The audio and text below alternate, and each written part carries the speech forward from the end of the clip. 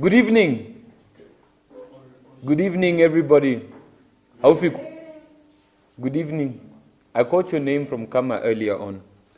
My name is Ndemfayo Kakukwena. Oftentimes, my friends call me Chicken.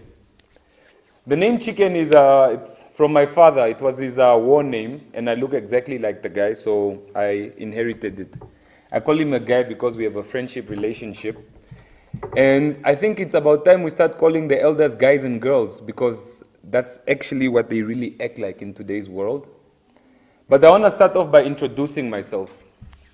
Demfayo Kakukwena, yes, and I was born in Angola. I want that to be clear because I'm a product of the liberation struggle of Namibia. I'm a product of SWAPO. I'm a product of PLAN, People's Liberation Army of Namibia. And we were born in exile, you know. It's basically being born a refugee. In exile, you know, I'm among the youngest kids to be born in exile, so they called us Ihampunda. Because chances are most of us were born with kwashiorkor, very likely. So we had these big swollen bellies and, you know, everything that you see about traumatized kids on TV, we kind of look like that. Although it may not look like that today. And a lot of us in exile, I don't know about Kama here, but we all caught measles. Very likely, all of us had near-death escapes. Like, it was a very big thing, you know. Most of the kids in exile caught it, and a lot of kids passed on from this. So if you were able to survive it, you are really lucky, and I would say you are here for a good reason. So thank you very much for joining us. I'm currently live. It's not something I'm really used to, being live on social media, but let's roll with it. So I grew up in Windhoek. I went to PPS over here, I went to Van Ryn, and I completed my secondary school at St. Torres Primary School. St. Torres High School, CHS.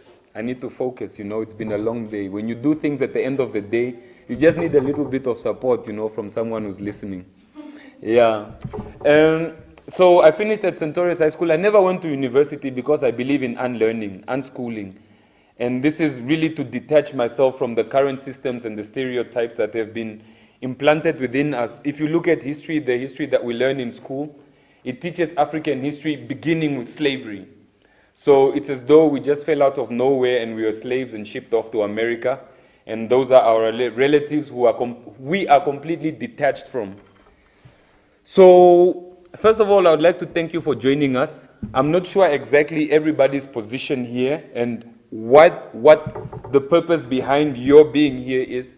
But first of all, I would like to say it's a good thing. And if we are united here by Ubuntu, Unu, you know, I think Ubuntu is a Zulu word for Unu, like personhood, humanity. If we are united by that, then I think we can go very far. I'm not sure also exactly why I am standing here, but for somehow I think it's all written in the stars that we are connecting here and then we want to build something for ourselves. So I think it's important that I'm here and that you are here. So let's take these opportunities to really do our best for ourselves and who we want to be and where we want to be. See, if we look at Namibia today, I would like to point out that Africa was carved up into different, let's say 54 different territories in 1884. And we have seen that in the 60s, I think SWAPO started 1959, if I'm not mistaken. We went to fight, we went to war to protect the very same territories that were carved up.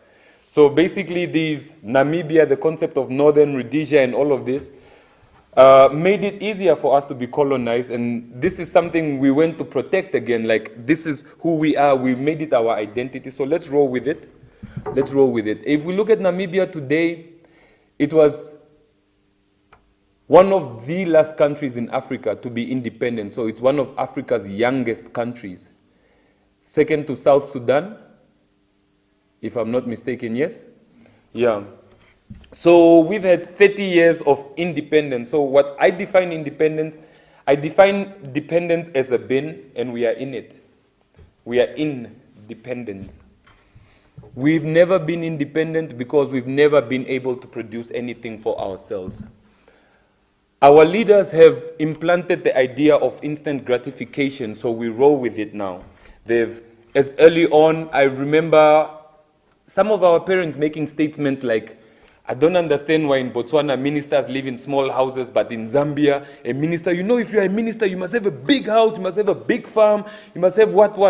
So in reality, the position of minister and the position of president is what allows you to be rich and powerful and such. So it's not about serving the people, it's really about instant gratification. It's about driving in that nice new Mercedes-Benz. It's about getting the S&T when you travel. How many times did our president travel when he became president? He was all over. I mean, those are things we all want. If we look at our country today, a lot of things, we think about it. Who's from the north here of Amboland? So when you drive to the north, when you look to the side and to this side, can you imagine yourself entering that yard and going in there and exploring your country? Have you ever asked yourself who owns this piece of land to my left and to my right? When you're driving all of those 700 kilometers. If we look at, let's look at fisheries. How many of us own a fishing quota here? How many of us know someone that owns a fishing quota? Okay. Diamonds. Gold. How many mines do you know of and who owns them in this country? And who is connected to the elite Namibians?